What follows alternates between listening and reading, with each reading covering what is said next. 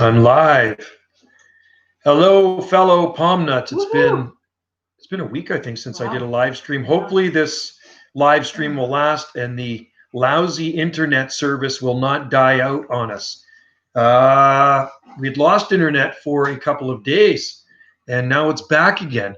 And that's why I didn't upload videos for 2 days, because of the lousy internet provider. And I won't mention any names, but very upset with them. Anyway, on a brighter note, it's a beautiful November 1st here on Salt Spring Island on the Pacific coast of Canada, well, at least here in the Southern Gulf Islands. Current temperature around 11 degrees Celsius. Current times that we flipped the clocks back last night before bed is 3:13 p.m. Pacific time. And check out the latest video Wendy uploaded. She just uploaded on Gulf Island Rock the how to stratify manzanita seeds. So you probably saw the videos we shot. I think she shot some too. We were up hiking in the mountains last weekend, and there's manzanita, native manzanita up on top there. So out of all the manzanita growing up there, there was only one I could find with berries on it. So I filled up my pocket, well, partially filled up my pocket full of manzanita seed. I've never done it before, trying to stratify them. So I went online and it said you can either use hydrochloric acid or you can stratify them using fire by burning pine needles over them. And a lot of seeds need heat or fire to get the seeds going. So I took the husks off of them and took the seeds out, put them in some, well, you can see the video. Put them in the seed flat, put the pine needles over them, burnt the pine needles, tried not to melt the seed flat too badly. And now I got them in the greenhouse. So stay tuned for an updated video. Hopefully in the spring, we'll at least see maybe one or two. I'm not expecting miracles. It'd be nice to see even just one or two of those babies come up in the seed flat. So that's Arctostaphylos columbiniana is the native manzanita, and they are native here to only the Pacific coast, right on the islands here. And you can see them right down, I think they go right down to California. You can look that up, hairy manzanita. And it's on Wendy's channel, Gulf, one word, Island Rock, the second words. So check it out on her channel. It's on there. And you'll see what I was doing, burning them up and hopefully to get the things going. So hopefully everybody out there is having a great November 1st. Had a nice Halloween here last night. Went over to the saloon down the road and had some chicken. It was smoked. He had it in a smoker all day. Full chicken, free range Caldwell chicken. And Wendy made a Caesar salad, and we had potatoes. So we had this Halloween dinner there. Did a little riding around on his new quad and had lots of fun. We were going to head up to the nursery today, but we head to the coffee shop instead and had my Americano, and she had her latte, and helped the owner prune some dead limbs off of one of the Prunus bleriana trees out front there and open it up a little bit to see more of the ocean. But yeah, gorgeous weather out here. It's going to get dark early now just because of the time change. Next week, or not next week, but the week after, I'm going to try to hit a palm garden in Victoria. I got to get a hold of my friend Jeff. I don't have his number, so I'm going to have to call somebody else in the Palm Society, try to get his number and his address. I haven't been there for many years. I've been there 2 or 3 times over the years, but this guy has an amazing palm garden. So if I get to his garden, stay tuned for an awesome palm video of great palms growing in Victoria, our capital of British Columbia on the south end of Vancouver Island. And Jeff has been growing palms for probably 36 or 37 years now. And he has a mature grove of Trachycarpus wagnerianus palms. He has huge jubaeas, butias. He's got trithrinics. He's got brahias, you name it. And Jeff grows it in his garden in Victoria. So I will have camera in hand, and I will be shooting a video for you folks.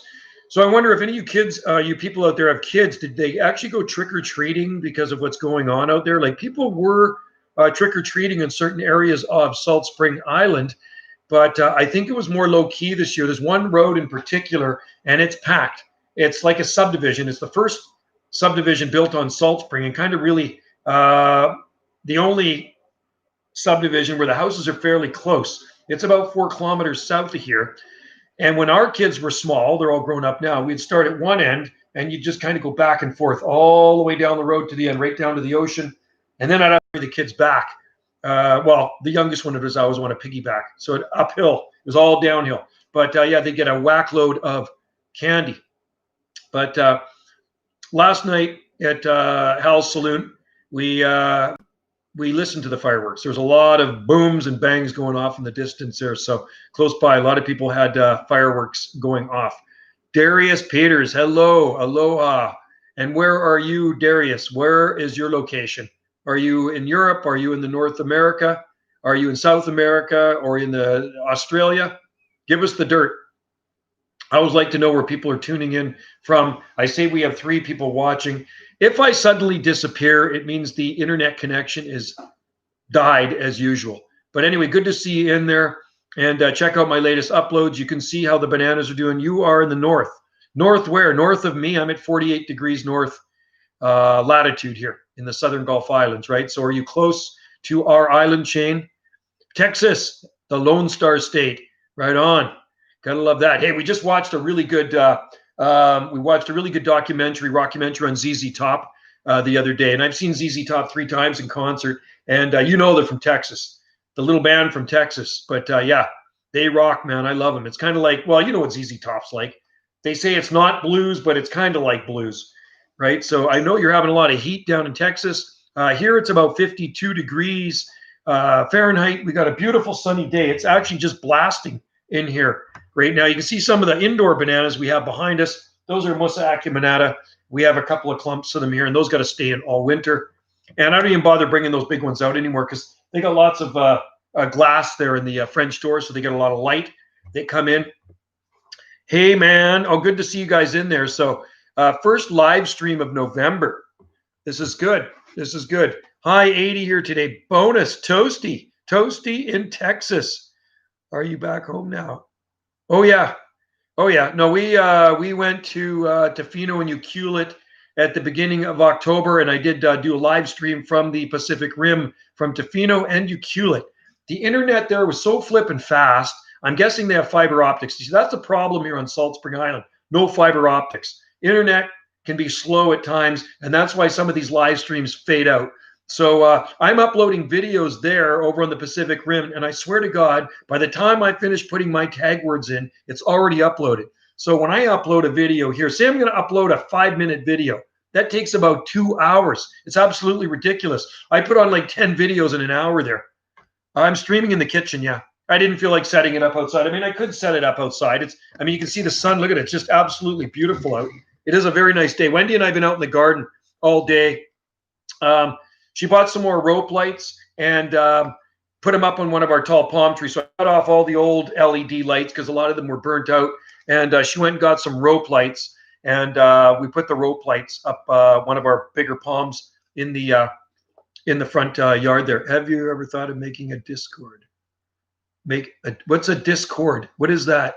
I'm not a techie, so I don't know if it's something to do with computers. I don't know. I'm not the greatest with computers. Like, I don't type like this. I kind of type like this, kind of like this one finger plucker, right? My kids are good with computers, especially my youngest son. He's 20 and he's been using them since a little kid, right? So he always can teach me things when he comes over. I'm not sure what a Discord is, but it sounds interesting. So hope your gardens are growing well. No frost here at the north end of the island. Bananas are still Discord. As a community thing, you can talk and interact with your followers and then let them know videos are uploading. Oh, cool. Oh, that's pretty awesome. Wendy, I don't know. Wendy might know more about that than me. Hey, Wendy, do you know what a Discord is? Discord is a community thing. You can talk and interact with your followers and let them know videos are uploading. That's what H. Huss was saying. So it's something you probably got to look into on YouTube. We could look into. Just like I can connect both of my, like, when I go to this channel, like, you know, I have 3 YouTube channels. Sorry, Discord? Yeah, Discord.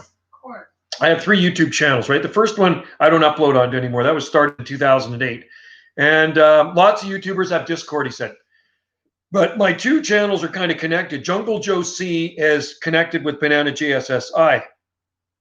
But I really want to link them together. So that one is going to be monetized because I got enough subscribers there. There's 6,500 or 6,600 subscribers on that channel. And I do upload to it weekly. And when I go to this channel, that one, it says Jungle Joe C with a / Banana JSSI, but I'd like to try to link them together. But I'm not good like that on computers, so I have to figure things out. This is the main channel. Yeah, this is the main channel. But I do upload more random stuff to Jungle Joe C. And I've had that channel since 2012. This one I started in early July 2010. And then my Banana JSSI one I started in 2008. And that one's got about 1,000 and something videos on it. BJ616, sorry. And that was my first one. And then I started this one. So this one I've had, it'll be going on 11 years. And yeah, this is the main channel. And you know, it is, it's all about gardening, exotic gardening, palm trees and that. Yeah. Okay, H. Huss, hopefully this is not slowing down. You're not on the internet, are you, Wendy? Good. Something's kind of funny here. When you tried to post H. Huss, it just didn't completely post. I'm hoping it's not on my end. Hopefully I'm still streaming. It says I'm live. I'm 10 minutes and 53 seconds into it. Okay, so anyway, I'll look into that Discord. I'll look into the Discord thing, but it is fun to live stream. I do like it because I can interact with you guys here. I can see your comments along the side, and you can see me. Okay, so it's still working. A lot of times when it's not working, it'll come up across screen, internet connection has failed. So far, so good. And like I say, it is still gardening weather here on Salt Spring Island. I mean, we do garden here year round, and I really do like this time of the year because you're not getting the evaporation like we do in the summertime. So don't have to water now. The rain we had a while back is still, you know, it's probably soaked into the ground about this much. When we dig down, it's dry down below. So some more rain would be good, preferably at night when I'm not working in the day. So, but check out Wendy's channel. She's been adding a lot of videos to her channel, Gulf Island Rock. And she does some random stuff too. What's the best palm tree for the winter? Well, it depends on your growing zone. Here, foolproof, long time proven track record is the Trachycarpus fortunei, Trachycarpus wagnerianus, and also Camerops humilis. So those are just foolproof palms here. Butea capitata works really well in the mildest growing zones here. I've seen them die in Vancouver in a bad winter. They lose their center spears. They're notorious for losing center spears, Butea palms this far north. But on Salt Spring Island and in the islands, if you're close to the water, close to the ocean, they do okay. Jubea is better than Butea. So if you want a pinnate species, a feather palm, go for Jubea chilensis. That is much hardier than Butea. What is the most hardy pinnate palm? Jubea chilensis. Benny, Jubea chilensis is the most cold hardy feather palm pinnate species on the face of the earth. So if you can get one, if you can get a hold of one, little palms are very expensive. I mean, little palm you might pay $100 for, you know, and it's kind of like not even have split leaves on it yet. I got a friend here years ago, he bought one. It was more like a seedling. He says, hey, Joe, I got my Jubea, it came mail order, and I went over and looked, it was a seedling, paid $75 for the thing. I was saying, whoa, that is a burn. I grew mine from seed, got the seed from Locarno, Switzerland, shipped to me. And it's, I think I must have grown it about 17, close to 17 years ago. It's in the garden, slow grower. Trunk on it is about this big now. And it's actually looking really good. So I will do another update on it after winter. Joe, if a big company offered you a job centered around palm trees, but you had to have Salt Spring and you had to leave Salt Springs and go to mainland, would you? Yeah. Sure. Yeah. As long as it's warm. As long as I go to the mainland where it's warm, like California, coastal California. You know where I'd really like to live? If I can live in the States. Well, San Diego's the perfect climate. I like that. I like Brookings, Oregon. I like Brookings, Oregon, because not a lot of people suspect palm trees to grow in Brookings, Oregon, okay? I've been to Brookings, Oregon. I know what grows in Brookings, Oregon. It's Zone 9B, okay? There's, what is that one? Cyagrus romanzophiana. Phoenix canariensis, and Archonto-Phoenix cunninghamiana. That's a king palm. East Coast off the list then. Well, South Carolina, maybe South Carolina would be good. Is that guy offering you? Yeah, South Carolina would be actually really good. North Carolina, I think those places really interest me. South Carolina, North Carolina, closer to the ocean would be good. Hurricanes kind of freak me out, but you know what? We get some wind here once in a while too. We had a hurricane force wind blow through here December 2018, and it did a lot of damage. It missed us on the north end. I mean, it got windy, but it didn't do any damage to where we were. But in some places, in people's yards, it probably took down 40, 50 trees. But East Coast is never off because there are nice places on the East Coast. too. And if it was warm enough, what's your favorite palm? Benny. Rapato Phyllum Hystrix and Sable Minor I really love. I know it's like, why do you like those? They're so hardy and they're shrubby. I just love them. I've always loved, like Sable Minor, don't you, Wendy? Mm-hmm. We got some beautiful ones in the garden. Hey, H. Huss, where do you want to send me to? Which state? Yeah. Wendy goes, which state you want? Hey, preferably Maui would be the best, the Hawaiian Islands. Hawaiian Islands would be good. But you know what else I like on the East Coast is Virginia Beach. I think that's a pretty cool area too. Virginia Beach. Wendy likes Arizona. Her mom used to have a place in Arizona.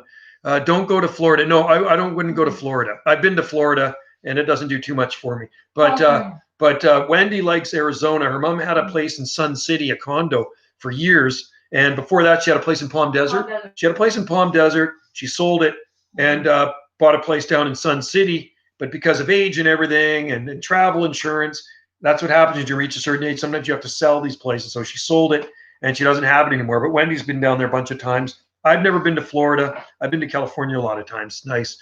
Then people, probably more cactus than people in Arizona. Yeah. Right on.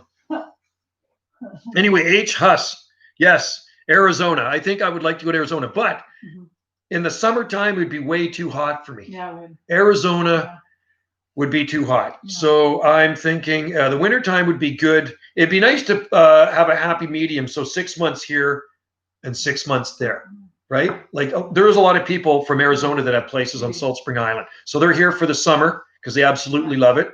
And then they go back there for winter because it's stifling hot in Arizona. It'd be like being in freaking Death Valley, right? You don't want a house in Death Valley because you're going to fry to death, right? And if I was living in Texas, I think I'd like to live maybe more by the Gulf of Mexico, sort of like maybe Brownsville or New Mexico's nice too. Yeah. My cousin lives in Albuquerque. Boston is a good place for seasons. Yeah, they have everything. If in Arizona it's hot most of the year, yeah, it is. Boston would be a nice place. They used to be my favorite hockey team when I was a kid, the Boston Bruins. And you know why I like the Boston Bruins? I used to have a Bobby Orr hockey set when I was a kid. Remember those metal hockey sets? Wish I still had it. Collector's item. They had Bobby Orr, Johnny Busick, Gilles Gilbert was the goalie, Phil Esposito, and that was in the 70s. I used to be right into the Boston Bruins. And Bobby Orr was kind of like the Wayne Gretzky back in the 70s. Yeah. I live in Albuquerque's a great place. Never been. My uncle's been down there a few times to visit cousin Donnie in Albuquerque and loved it. And cousin used to live in Hawaii before he moved to Albuquerque. Do you still follow the Bruins? No, you know what? I rarely watch hockey. Rare. Hey, Wendy, how often do I watch hockey?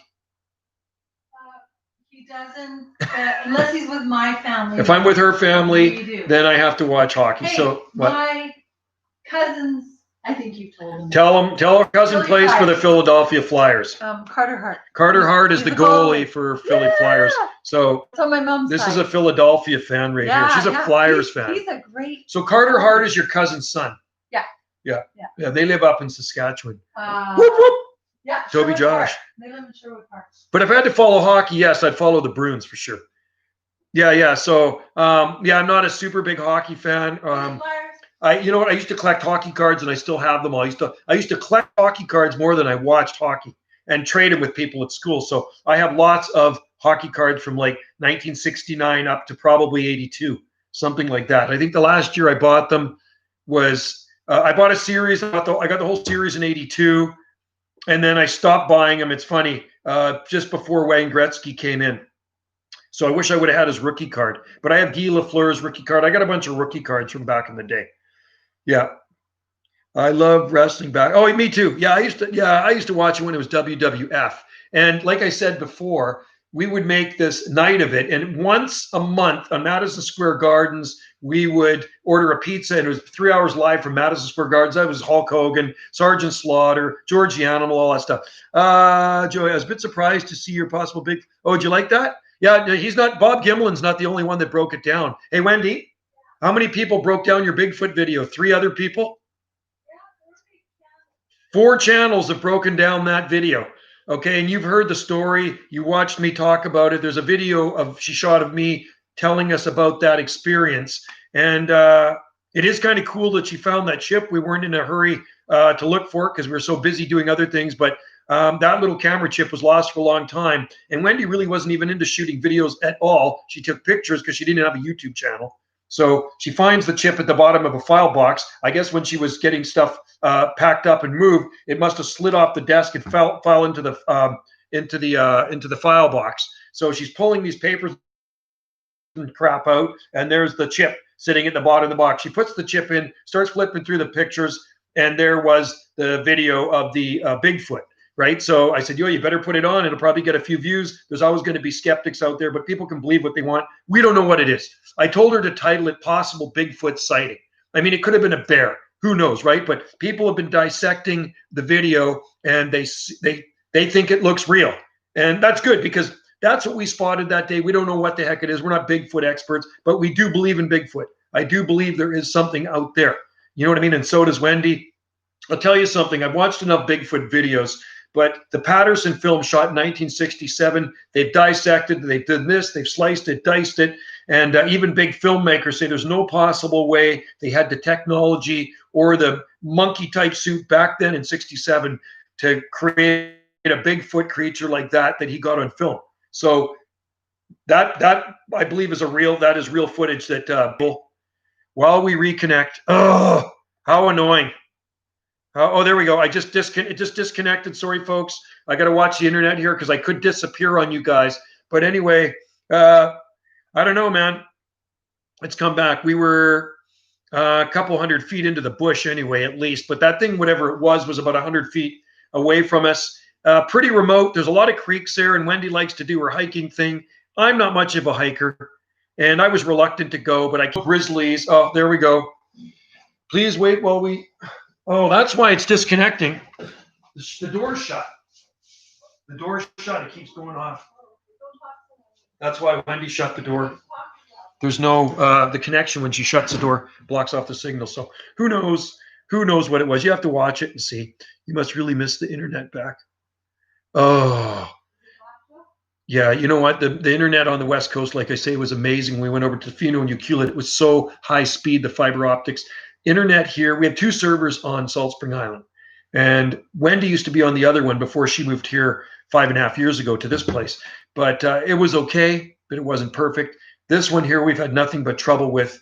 And I don't want to switch to the other one because it's not much better than this one. So I have to put up with it. And maybe one day, I'm not going to hold my breath, they'll put fiber optics in. And if we had fiber optics in the lines, it would be much better, faster, and I wouldn't be cutting out when I'm trying to do a live stream. And you know, sometimes when I upload a video, like I say, it takes a long time. And that's why I keep my videos pretty short, because we always have accommodation guests. And if they're trying to use the internet,